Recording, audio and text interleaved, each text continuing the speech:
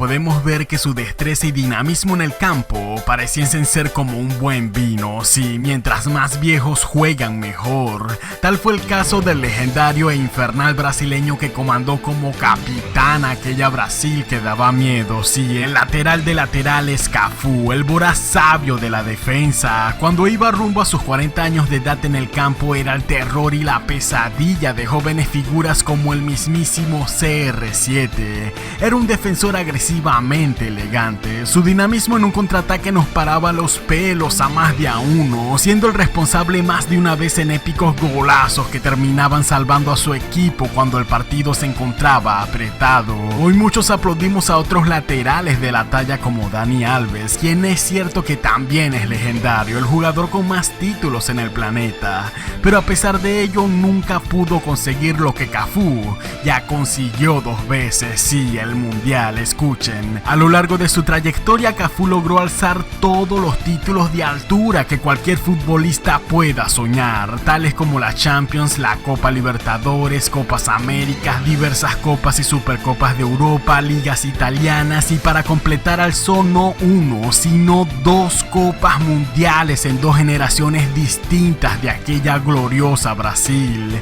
siendo una de las pocas estrellas en haber participado en 5 copas del mundo y en 3 de ellas distintas de aquella gloriosa Brasil, siendo una de las pocas estrellas en haber participado en 5 copas del mundo y en 3 de ellas disputó la final. Bestial leyenda de la selección brasileña, también leyenda de la añorada Roma del gran Francesco Totti y eterna leyenda también de aquel icónico Milan de Kaká, Shevchenko, Andrea Pirlo y Paolo Maldini. Cuando hablamos de históricos defensores es imposible no hablar de Cafu, y a continuación en este humilde canal su fiel servidor tendrá el placer de narrarle su historia, así que ya sin más preámbulo empecemos. Cafu nació el 7 de junio del año 1970 en las favelas de Jardim Irene, uno de los barrios más humildes y peligrosos de Sao Paulo. A pesar de que la violencia hacía parte de su día a día, desde muy pequeño encontró en el fútbol un refugio y sentido de vida. No pensaba en otra cosa que no fuera agarrar y pasar todo el día con una pelota,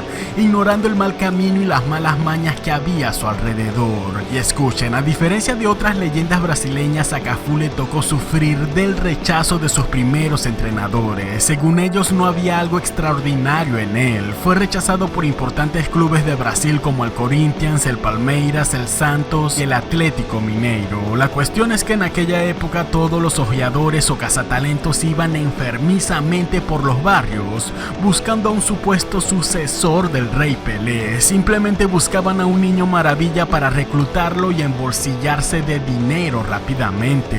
Un supuesto sucesor del Rey Pelé que hasta el sol de hoy en nuestros días nunca jamás apareció. Los cazatalentos en ese entonces ignoraron lo cuán bestial e indispensable era tener a un voraz e intrépido lateral ofensivo como lo era Cafu en su juventud.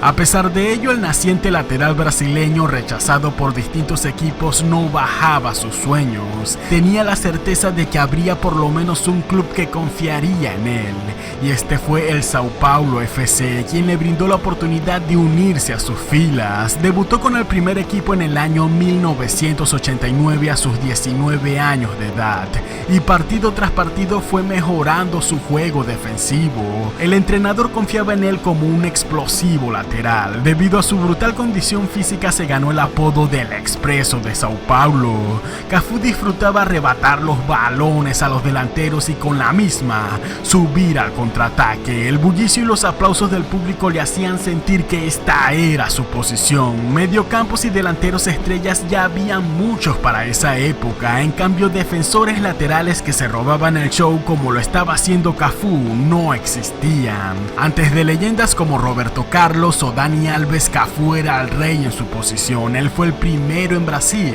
que le demostraría al mundo cuán determinante era la posición del lateral ofensivo, ese que bruscamente te recupera la pelota pelota y de una va subiendo al ataque. Es el que en muchas ocasiones como un rayo le cambia el sentido al juego, al punto de también llegar a ser él quien te marque el golazo en un momento agónico del encuentro. Era duro en la defensa y durísimo cuando subía al ataque. Así viviría la gloria tras ganar en 2 ocasiones la Copa Libertadores con el Sao Paulo en el año 92 y 93. Desde ese momento inicia la supremacía. Llegaba ahora la primera de sus más grandes citas, sí, me refiero al Mundial del 94. Mucho antes de la Brasil que daba miedo existía la Brasil de otros titánicos del balón, tales como Romário, Dunga, Bebeto y Tafarel en la portería. Brasil siempre con distintas estrellas en generaciones anteriores. Allí un puberto pero talentoso Cafú disputaría su primer mundial. En un inicio no tenía su puesto de titular ganado en el equipo por eso, porque era un novato en la Copa del Mundo.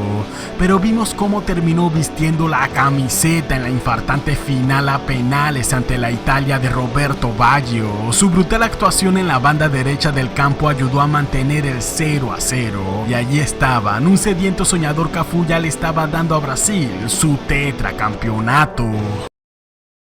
Hubo una imagen épica que vimos y que comprenderíamos años después. En esta celebración veíamos a un niño Ronaldo el fenómeno, quien sí fue a este mundial, pero no lo dejaron disputar ni un segundo de un partido. Al lado estaba el también joven Cafú que por lo menos disputó esta final. Ambos no lo sabían, pero esta fue la primera vez en que las nuevas caras de aquella monstruosa Brasil del futuro se verían ante las cámaras del mundo. El futuro capitán y el futuro fenómeno del gol, repito, no lo sabíamos, pero se venían años bestiales no solamente para Brasil, sino para el fútbol mundial. Por otro lado, retomando la carrera de Cafú, el brasileño, luego de esta Copa del Mundo y las Copas Libertadores ya ganadas, empezó a recibir llamadas de Europa. España estaba como loca queriendo arrebatar a Cafú del fútbol de Brasil.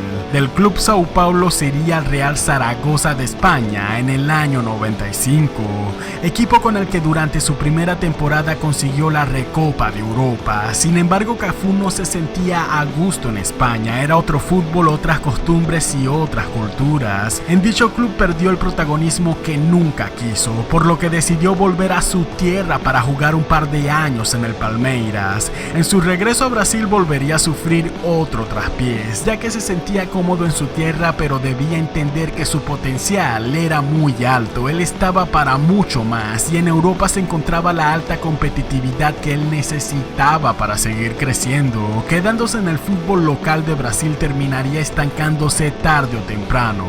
Por ello, en el año 1997 firmó con la Roma de Italia, la Roma de un naciente Francesco Totti, y al poco tiempo sería también la Roma de Cafú, Gabriel Omar Batistuta y el ya mencionado Francesco Totti.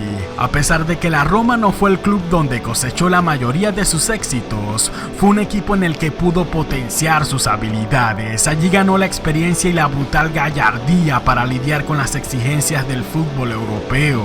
Defendía como una bestia inamovible, mejoró la potencia y la colocación del balón al contraataque. Mientras más años tenía, más fuerte se volvía, no se dejaba engañar por regates estúpidos y quebraba las patas si era necesario, aunque mayormente siempre jugaba limpio.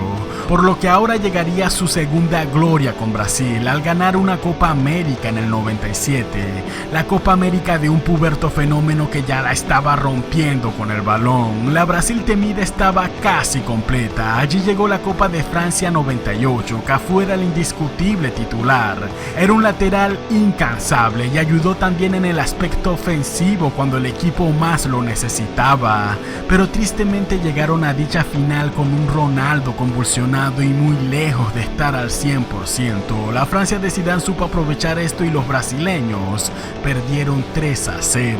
Momento de caos y desilusión, pero la única opción que tenían era levantarse sí o sí.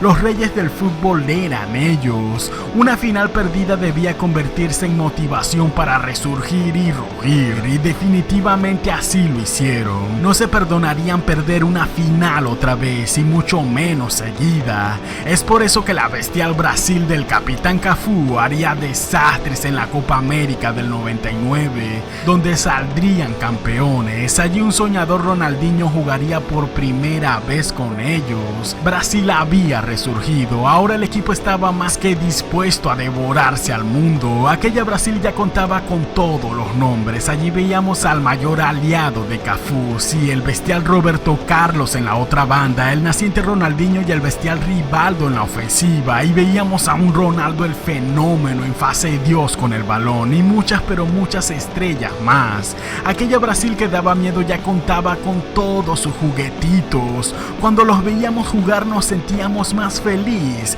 que un niño en la mañana de Navidad. El capitán Cafu gozaba de un excelente estado de forma. Llegando el 2002 comandaría a los brasileños a lograr su quinto y último mundial, el pentacampeonato de Brasil. Este mundial fue el que convirtió a Cafu en el único récord que se conozca a continuación, sí. Al disputar la final del 2002, Cafu se convertiría en el jugador que ha participado en 3 finales de mundiales consecutivas: Estados Unidos 1994, Francia 98 y Corea-Japón del 2002. Noche de récord y noche gloriosa para el capitán, ya con una edad de 32 más. Ahora su foco y objetivo lo fijaría a nivel europeo. Lo tenía todo, pero le faltaba esa bendita Champions que a veces se les hace imposible a distintas leyendas del balón. Para el 2003 el Milan saldría campeón de la Champions. Cafu aún no había entrado al equipo, pero el brasileño se enamoró de aquel club italiano y pronto empezarían las negociaciones. El ambicioso AC Milan se fijó también en Cafu y en sus brutales capacidades. Lo ficharían en ese mismo 2003. Como lo dije, Cafu llegó a un equipo que recién venían de ganar la Champions. Estaban a la altura y sabía que junto a ellos al fin podría conquistarla para él. Aquel Milan fue ese último Milan de ensueño, con leyendas de la talla de Paolo Maldini, Andrea Pirlo, Shevchenko, Seedorf, su compatriota Kaká, quien ya estaba destilando magia con el balón, y también su compatriota Dida en la portería. Junto a Maldini, Cafu formaría un muro defensivo inquebrantable. El equipo realmente estaba poblado por bestias. Tener que enfrentarse a ese Milan era lo peor que le podría pasar a cualquier club. Nada más en llegar, Cafu se alzó con una liga italiana y una Supercopa de Italia en el 2004. Al fin Cafu sentía que estaba en el equipo donde siempre debió estar. Como pez en el agua empezaron a verse duelos icónicos entre el brasileño y otras estrellas de la época. Muchos recuerdan aquel par de veces donde le quitó el balón a un Cristiano Ronaldo que en su inocencia se creía superior. El portugués, a punta de regates y fintas, pretendía burlar a un experimentado brasileño que venía de ganar 2 mundiales. El juego bonito se inventó en Brasil, todos los truquitos con los que Cristiano pretendía burlar a Cafu, y el brasileño se los recontrasabía de memoria. Cafu le quitaba la pelota casi entre risas al portugués. CR7 molestamente supo que el muro de su carrera en esa temporada era Cafu. El veterano, rumbo a sus 37 años, eliminó de la Champions esa noche a un naciente Cristiano de 20 años de edad. No había quien pudiese con la experiencia de este veterano. Su mejor momento con el Milan fue en la temporada del 2006-2007. La final de esta Champions sería la de aquella icónica revancha entre el Milan y el Liverpool en una final. Allí el Milan se vengó de la infartante final perdida en el 2005, saliendo campeones ahora en el 2007. Era el título que le faltaba. La orejona de Europa era la gran cereza que adornaba el gran pastel de su carrera. Ahora sí, ya lo había alcanzado todo. Llegó tan lejos como pudo y dignamente anunció su retiro del fútbol el 18 de mayo del 2008, con casi 39 años de edad. Cafu fue el líder que comandó a una de las más memorables generaciones de este deporte a través de la defensa, un ejemplo a seguir para las futuras generaciones. A diferencia de muchos brasileños, fue una estrella que se centró en su objetivo, no se dejó desviar por los escándalos, vicios y fiestas, demostrando con el ejemplo lo cuán lejos se puede llegar en la vida si te lo propones. James. Aquel niño rechazado por diversos equipos terminó siendo un señor que logró alcanzar 2 mundiales, una Champions, 2 Copas Libertadores, un Mundial de Clubes, 2 Supercopas de Europa, 2 Copas Américas, 2 Copas Confederaciones, 2 Ligas y Supercopas italianas, más una Liga brasileña. No cabrán en su casa tantos títulos y distinciones. Esta ha sido la admirable historia del Gran Cafú.